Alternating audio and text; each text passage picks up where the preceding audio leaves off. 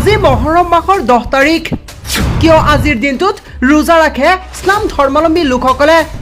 আজিৰ দিনটো ইছলাম ধৰ্মীয় লোকসকলৰ বাবে কিয় এটা উত্তম দিন হয় আজি ইছলামিক ক্যালেণ্ডাৰৰ মতে মহৰম মাহৰ 10 তাৰিখ আজিৰ দিনটো ইছলাম ধৰ্মীয়সকলৰ বাবে এটা গুৰুত্বপূৰ্ণ দিন আজিৰ দিনটোত নবী হযৰত মুহাম্মদ সাল্লাল্লাহু আলাইহি ওয়াসাল্লামৰ নাতি ইমাম হুছেইন শহীদ হৈছিল আজিৰ দিনটোক আশুৰা বুলি জনাজাত প্ৰাপ্ত তথ্য অনুসৰি আজিৰ দিনটোত বহু ধৰণৰ গুৰুত্বপূৰ্ণ ঘটনা ঘটিছিল বুলি জানিব পৰা যায় যাৰ ভিতৰত আছে আজিৰ দিনতে হযৰত মুসা আলাইহি ওয়াসাল্লাম ফেৰাউনৰ অত্যাচাৰৰ পৰা মুক্তি লাভ কৰিছিল